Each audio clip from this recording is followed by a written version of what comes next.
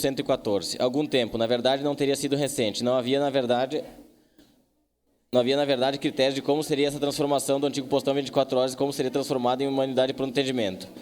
O TAC foi realizado basicamente, não para, porque essa é uma decisão do município se ele vai transformar em UPA, de que forma ele vai fazer isso. Não é uma decisão que cabe ao Ministério Público, decidir qual o destino que vai dar em relação a isso. Mas uma vez decidido que seria realizada a transformação em UPA, o TAC foi para verificar alguns critérios para que isso fosse possível. Na verdade, a gente tinha muita preocupação em relação ao conhecimento da população sobre essa transformação, de não ser fechada imediatamente e deixar a população desatendida. Toda a construção do TAC foi no sentido de que o município decidiu fechar o postão para transformar numa unidade de pronto atendimento. Tudo bem, mas a população não pode ficar desatendida em seu direito de saúde. Então, todos os critérios principalmente. Primeiro, era importante uma transparência de a população já ficar sabendo de antemão que o município ia...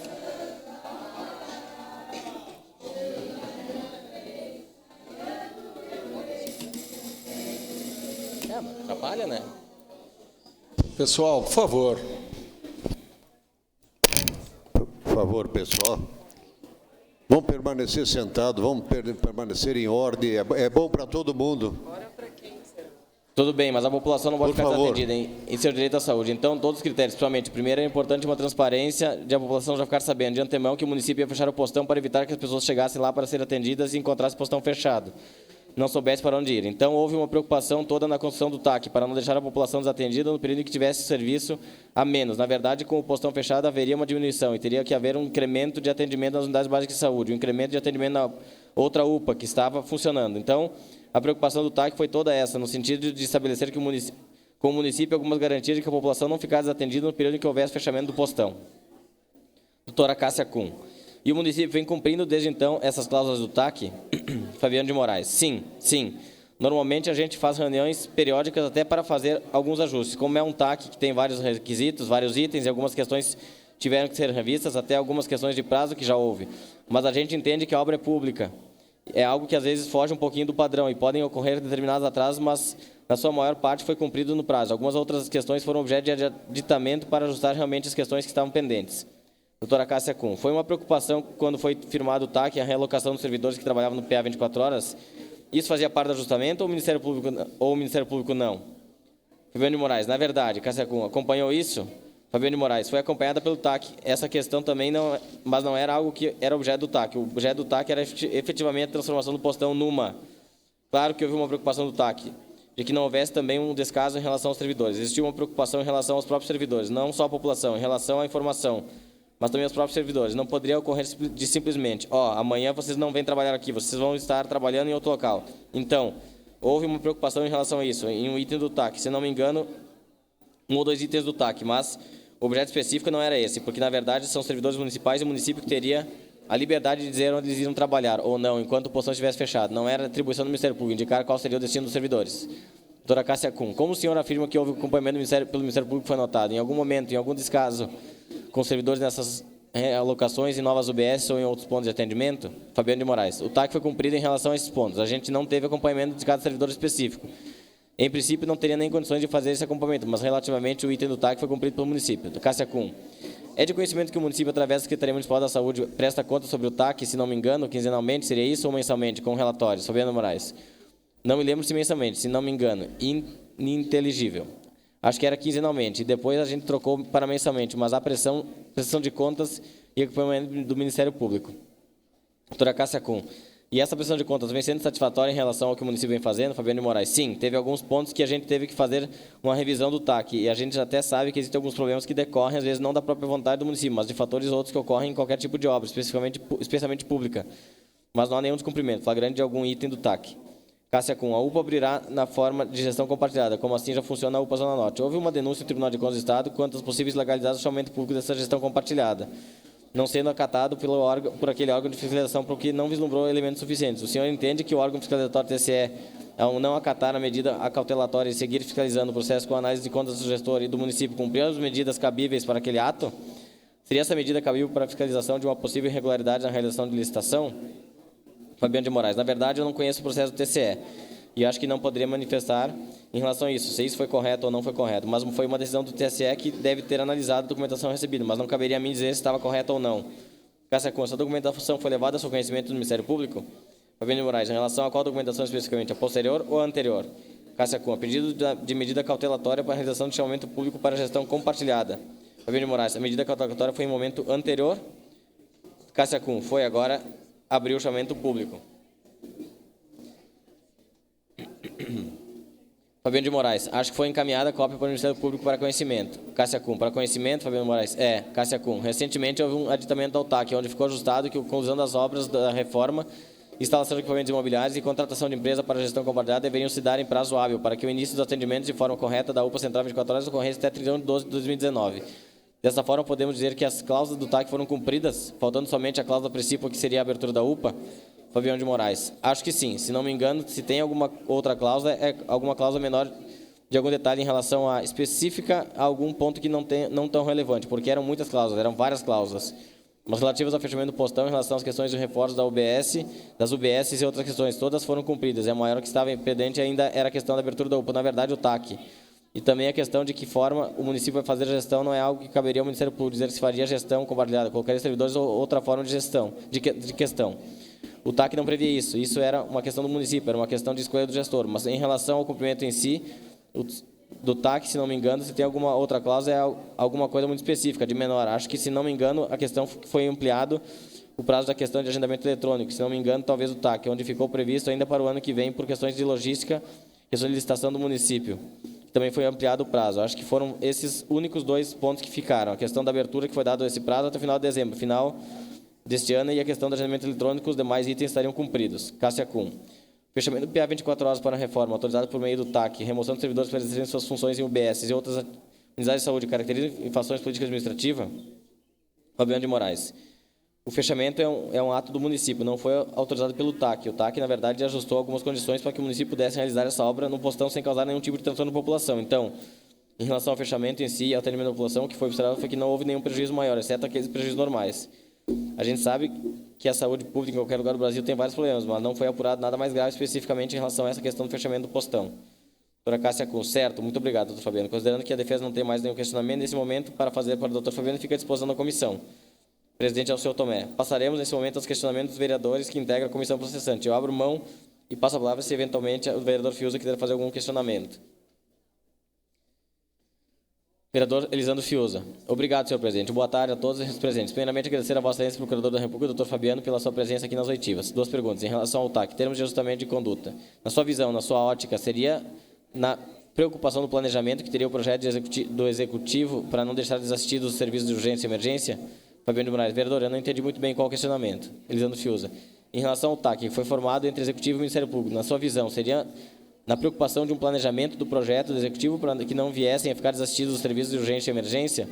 Fabiano de Moraes. Era uma preocupação tanto do Ministério Público quanto do Executivo, que assinou o TAC. A gente fez alguns ajustes em relação ao termo de ajustamento exatamente para isso. Era uma preocupação do Ministério Público Federal e Estadual e também no município. Senão, não teria aderido ao TAC e não seria obrigado a aderir ao TAC. Vereador Elisandro Fiuza. Certo. E por parte do Ministério Público Federal, houve algum apontamento, alguma sugestão nesse termo de ajustamento de conduta para melhor cumprimento do mesmo? Uma contribuição, algo nesse sentido? Fabiano de Moraes. Sim, o termo de ajustamento ele foi analisado dentro dos 3 órgãos do Ministério Público Federal, Ministério Público Estadual e Município. Ele foi formulado conjuntamente. Houve sugestões do município e houve algumas questões que foram sugestões do Ministério Público. Realmente, o termo é de ajustamento de conduta. Então, os 3 órgãos que participaram da assinatura do TAC discutiam alguns aspectos. A gente passou 2 dias praticamente discutindo vários itens do TAC, pensando no bem maior, que é a saúde da população. Vereador Elisandro Fiuza. Então, o senhor confirma que houve, tanto de parte do Ministério Público Federal como também do Ministério Público Estadual, apontamentos, sugestões para o melhor ajustamento de destaque, para que a sociedade, enfim, da saúde de Caxias não sofresse danos? Fabiano de Moraes. O TAC era justamente para que, enquanto o postão estivesse fechado, quando fosse transformado em UPA, não houvesse um prejuízo de atendimento de urgência e emergência à população. Vereador Fiuza. Que não ficasse desassistido? Fabiano de Moraes. O atendimento principal da população de urgência e emergência na época era o postão. Então, a gente tinha uma grande preocupação de que, com o fechamento dele, de que forma a população seria informada e como seria prestado esse atendimento. Então, toda a construção do TAC foi pensada nisso, na população do município, de não ter maiores intercorrências nesse período que ficasse fechada a unidade central, que era mais conhecida e mais utilizada pela população dos casos de urgência e emergência. Vereador Fiuza, ok? Doutor Fabiano, muito obrigado pela gentileza, estou contemplado. Era isso, senhor presidente. Presidente Alceu Tomé. Passamos, então, à vereadora Paula Iores, se quiser fazer algum questionamento ao doutor.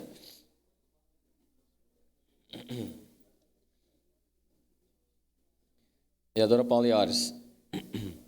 Boa tarde, doutor Fabiano. Boa tarde, doutor Cássio. Organizei as perguntas por parte também. Primeiro, então, falando um pouquinho sobre o decreto, doutor Fabiano, o senhor tem conhecimento da revogação do decreto municipal 19736 de 2018 e a edição do novo decreto 20381 de 2019? Fabiano de Moraes, sim.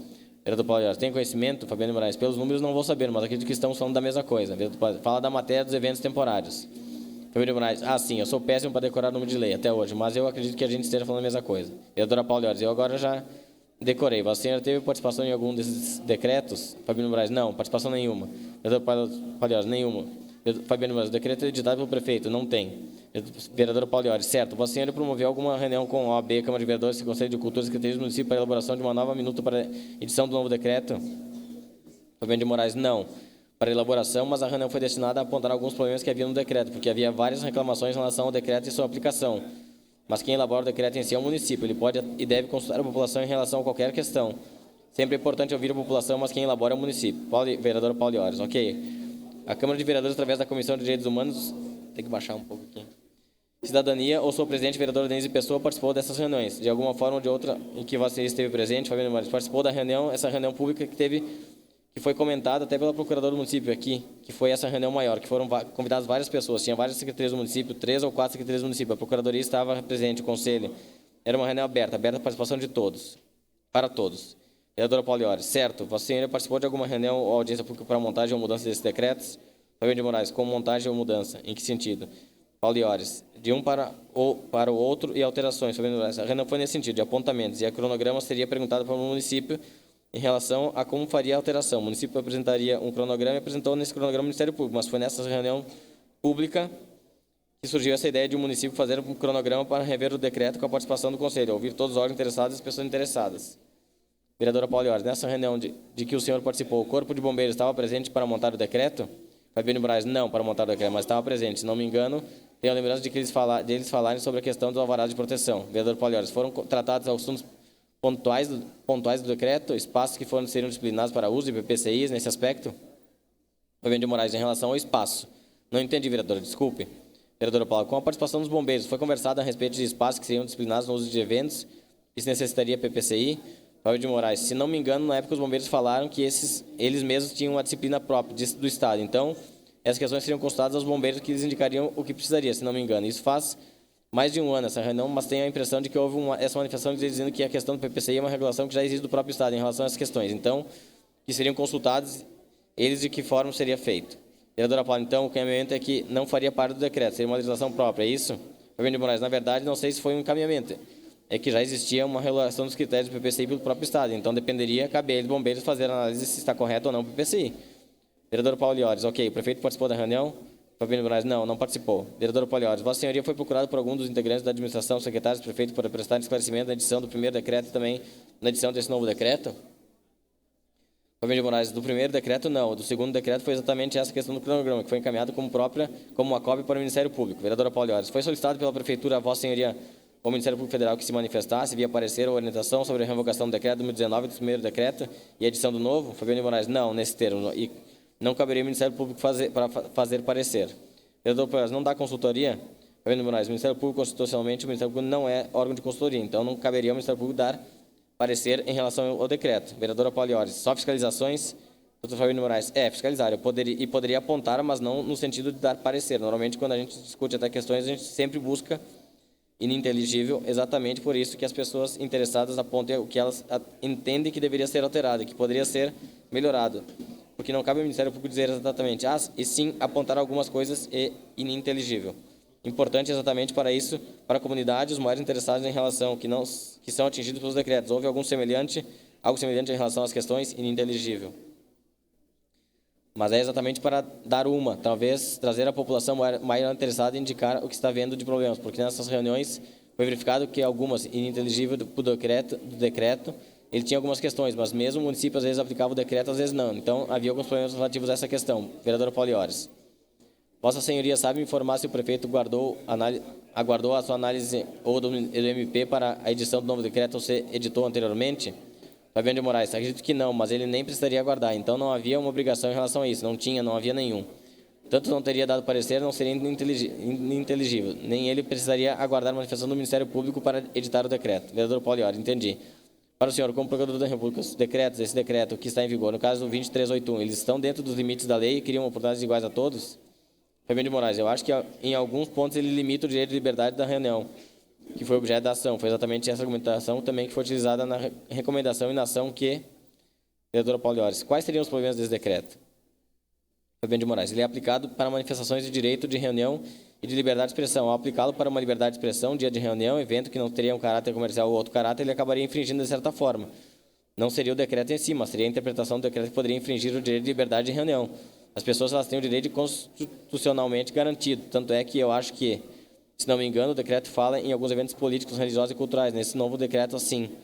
Então, se não houvesse uma questão envolvendo aspectos econômicos, não seria nem o caso de uma regulamentação, não caberia uma proibição de relação de evento. A regulação em si não é problemática. O problema é quando tu utilizas a aplicação dele para proibir a realização de um evento, porque a regulação das questões é normal no município em relação às coisas. Mas ele não pode colocar empecilhos para que os eventos se realizem. Vereadora Pauliores, então, de certa forma, o senhor considera que esse decreto é inconstitucional? Fabiano de Moraes, como eu disse, o decreto, manifestação fora do microfone, eu não poderia dizer que o decreto como um todo ele é inconstitucional. Tem aspectos que, da forma como ele é aplicado, pode contrariar outras leis ou a Constituição. É exatamente esse ponto, é uma questão interpretativa, mas o decreto como um todo ser inconstitucional, não vou poder dizer. Ele foi editado pelo prefeito, tudo regularmente, mas alguns pontos da forma que ele é aplicado, ele pode ser aplicado de uma forma inconstitucional. Vereadora Pauliores, certo. Aqui foi citado que o ato de negar não teria sido do prefeito, teria sido da secretária. Foi citado aqui hoje. Minha pergunta seria assim, a secretária é indicada e é subordinada ao prefeito e segue as orientações dele. Até porque está no decreto e o decreto é feito e assinado pelo prefeito. Dessa forma, a responsabilidade seria dele. O senhor concorda? Doutor Fabiano de Moraes, é uma pergunta valorativa, então eu não sei se poderia responder isso. Na verdade, o que eu poderia dizer é que tinha um procedimento. Eu pedi cópia integral do procedimento para saber exatamente os motivos da negativa. E no procedimento negativo que existia era da secretária do urbanismo. Não posso dizer se houve uma interferência direta ou não do prefeito, que eu não tenho conhecimento disso. Só a secretária do urbanismo poderia responder sobre a questão. Não caberia a mim dizer que houve um ato direto do prefeito, uma questão disso aí, porque não há no procedimento que foi encaminhado, apenas a negativa por parte da secretária e do urbanismo, indicando um outro local, dizendo que não poderia ser ali, indicando outro local. Cássia Kuhn. Vereadora, só uma questão de ordem. A testemunha já havia falado antes que a justificativa não havia sido em cima do decreto, só para constar. Fabiano de Moraes, a justificativa foi nesse sentido, que não. Na verdade, não havia uma justificativa muito clara, dizia que não poderia ser no local, como era justificativo, mas que o município ofereceria a questão de logística, de coleta de lixo, coisa. Indicavam o local do Centro de Cultura do Vaz, mas não havia uma indicação clara dos motivos do deferimento, não era baseado no decreto.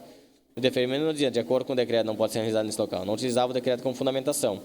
Vereadora Paula, pois é, isso me chamou a atenção também. Se a decisão não foi baseada no decreto, ela foi uma decisão à revelia? Fabiano Moraes, não há um fundamento legal, pelo menos explícito, do motivo do indeferimento. Na verdade, considera que apenas diz que não poderia ser realizado naquele local que indicava, que daria a estrutura necessária para que fosse realizado no Centro de Cultura do Vaz, mas não dizia exatamente, não era muito claro. Até que houve recomendação e depois a recomendação veio com uma outra justificativa, que era a questão da praça da estaria ocupada com a Feira do Livro e com os eventos de Natal. Então foram as duas justificativas que existiam e as duas para o Ministério Público não eram motivos para a não realização do evento local, que foi a razão que houve a ação judicial, inclusive a todos o desenrolar dos fatos. Vereadora Paula, pela sua formação, quais os implicativos de não haver uma fundamentação para uma negativa? Fabiano de Moraes, foi o que aconteceu, acabou sendo ajuizada uma ação judicial e o judiciário entendeu realmente que não havia uma justificativa correta em relação a isso. Então toda a implicação acabou causando todos os efeitos de ter que entrar com a ação judicial. Na ação judicial, o judiciário, tanto local quanto o Tribunal de Justiça, reconheceram que havia o direito de realização do evento e que as justificativas dadas não eram suficientes para impedir.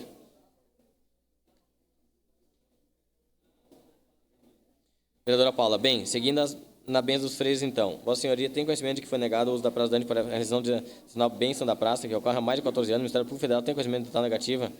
Fabiano de Moraes, como falei, tive conhecimento primeiro pelo jornal, fiquei sabendo pela imprensa e depois houve a representação de uma pessoa em relação a isso, mas eu não conheço os fundamentos, o motivo do inferimento. Na verdade, houve uma representação, não iria se dar prosseguimento a essa representação sem saber se realmente haveria interesse dos freios em realizar o evento lá. Foi consultado e eles disseram que não, que já tinham outros fatos para realizar.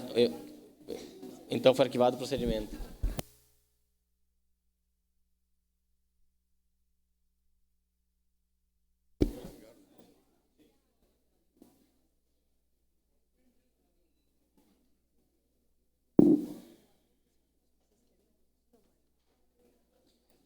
Vereadora Pauliores, ainda sobre essa situação com o Procurador da República, o senhor entende que a não autorização de um espaço público para um tradicional evento que não usa nenhuma estrutura, tão somente uma pessoa física, fica parada dando a bênção, não é uma afronta à liberdade de expressão religiosa?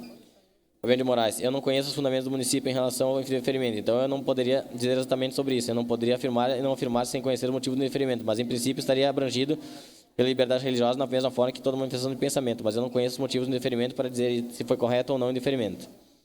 Vereadora Paula, em relação ao paralivre, Vossa Senhoria sabe dizer se é a primeira vez que o município proíbe a realização do paralivre na Marquês do Herval? Não sei se a proibição é o termo, mas na verdade o procedimento anterior em relação a esse ininteligível já foi motivado pelo fato do ano anterior não ter sido realizado na rua Marquês do Herval, que normalmente é realizado, se não me engano. No ano anterior se pediu 3 locais e foi sujeito ao Centro de Cultura lá. Acho que eles acabaram realizando no local particular. Vereador Paulo de Ordes, em 2018. Fabiano de Moraes, 2018. E essa questão foi um dos fatos que motivou aquela reunião para discutir o decreto. Então já houve essa discussão anteriormente, um dos motivos. Tanto é que eu acho que o organizador estava presente nessa reunião pública, também por conta do que já havia tido alguns problemas com a aplicação do decreto anterior. Naquele caso, eu acho que foi utilizado o decreto. Vereador Paulo de Ordes, a razão da proibição veio de 2018 alguma? Se não me engano, houve uma questão do decreto do ano anterior. Do ano anterior houve uma questão de decreto, e por isso houve essa reunião para tentar verificar quando se aplica o decreto, não quando não se aplica.